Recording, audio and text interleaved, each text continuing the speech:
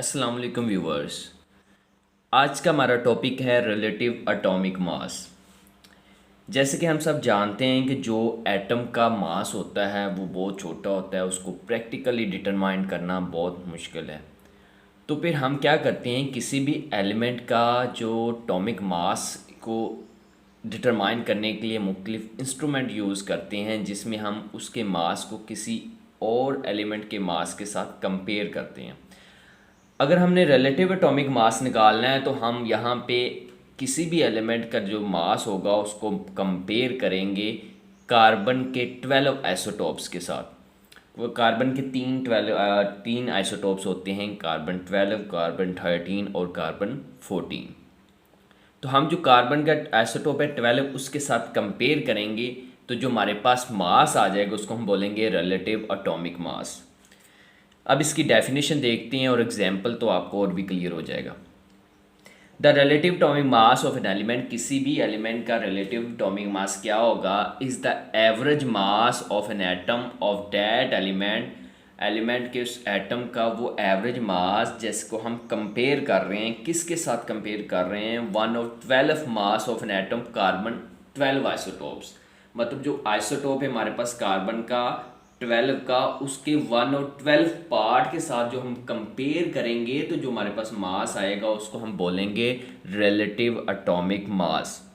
For example हमारे पास मैंने एक लिया हुआ कार्बन का आइसोटोप्स 12, उसके मैंने 12 पार्ट्स कर दिए हैं। तो ये जो 1/12 पार्ट है ना, मतलब 12 में से जो वो ये पार्ट है 12 नंबर वाला पार्ट, ये जो 1 पार्ट है, इसके साथ जो हम किसी भी एलिमेंट के मास को कंपेयर करेंगे तो जो हमारे पास मास आएगा उसको हम बोलेंगे रिलेटिव एटॉमिक मास। अब हम इसकी बेस बनाते हैं, इसको बेस रखते हैं, जो कार्बन के 12 है उसको एज ए स्टैंडर्ड रखते हैं। किसी भी चीज़ को हमने मेजर करना होता है तो एक चीज़ को हम स्टैंडर्ड रखते हैं और दूसरी को उसके साथ कंपेयर करते होते हैं। जैसे 12 का कार्बन, तो उसको मैं स्टैंडर्ड रखूँगा और 12 का मतलब उसके कितने यूनिट हैं, 12 यूनिट्स हैं, और वो हर एक 12 है तो उसमें से एक एक यूनिट उसमें से आएगा।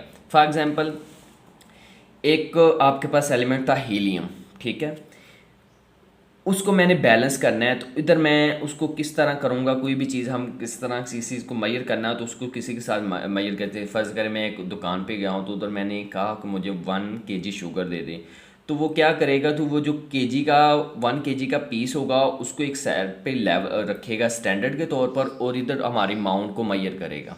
इसी तरह इसका हीलियम, इसका हमने मास मेजर करना है तो इधर इसको साइड पे स्टैंडर्ड रखेंगे। इधर मैं इस्तेमाल करूँगा 1 यूनिट, 2 यूनिट, 3 यूनिट, चार यूनिट पे जाके ये बैलेंस हो गया तो मैं कहूँगा कि जो हीलियम है इसको कंपेयर किया तो उसकी हीलियम, इसका एटॉमिक मास आपके पास रिलेटिव मास क्या है, 4। बेसिकली हम रिलेटिव एटॉमिक इस तरह करते हैं, मुख्तलिफ इंस्ट्रूमेंट इस्तेमाल किए जाते हैं। 11 क्लास में हम पढ़ते हैं वो जो मास स्पेक्ट्रोमीट्री, तो उसके ज़रिए हम रिलेटिव एटॉमिक मास निकालते हैं। लेकिन इधर आपको समझाने के लिए मैंने ये एग्जांपल दी है।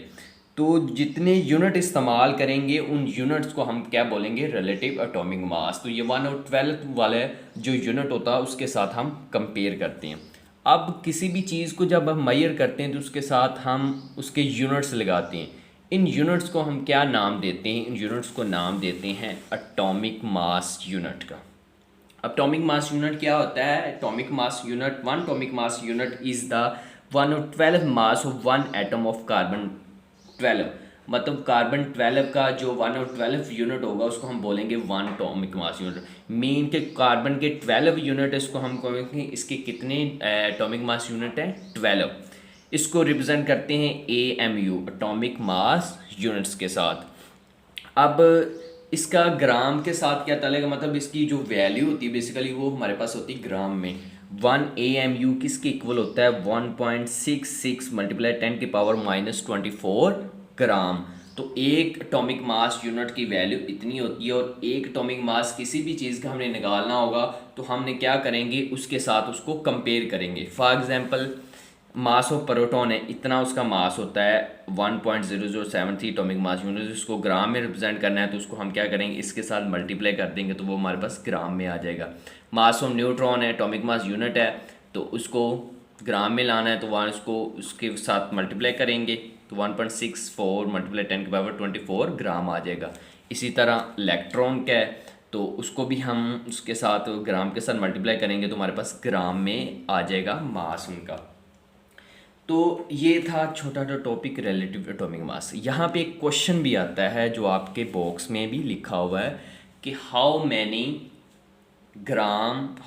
AMU 1 ग्राम ऑफ सब्सटेंस है। मतलब 1 ग्राम सब्सटेंस है, उसके अंदर आपके पास एटॉमिक मास यूनिट कितने होंगे। बेसिकली जैसे कि हमने ऊपर पढ़ा है कि एक AMU किसके बराबर होता है। क्वेश्चन का आंसर आप में अपने जो टॉपिक है हमारे बुक में उसके नीचे लिखा हुआ है। तो इसका आंसर किस तरह हम करेंगे, 1 AMU इस किसकी इक्वल होता है, ऊपर अभी हमने पढ़ा है 1.66 मल्टीप्लाई 10⁻24 ग्राम की। अब हमने ग्राम निकालना है तो हम क्या करेंगे, इसको 1 AMU को मल्टीप्लाई कर देंगे 1.66 मल्टीप्लाई 10⁻24 के साथ। तो इधर ग्राम निकालना हमने, तो हमारे पास किसको डिवाइड करेंगे तो हमारे पास आंसर आ जाएगा 0.004 मल्टीप्लाई 10⁻, ऊपर जाके प्लस हो जाएगी इधर ग्राम। तो उसको स्टैंडर्डफाई करेंगे तो आपको हमारा आंसर आ जाएगा 0.024 मल्टीप्लाई 10⁻, इसमें कम हो जाएगा 23 आ जाएगा। तो ये एक MCQs भी आ सकता है और शॉर्ट क्वेश्चन भी आ सकता है कि आप बताएं कि 1 ग्राम के अंदर कितनी एटॉमिक मास यूनिट होते हैं, तो आप उसको इस तरह कैलकुलेट कर सकते हैं। उम्मीद है आपको ये छोटा सा टॉपिक है, थोड़ा सा कन्फ्यूजन वाला टॉपिक, लेकिन है छोटा सा इजी टॉपिक, आपको समझ आ गया होगा। अल्लाह हाफिज़।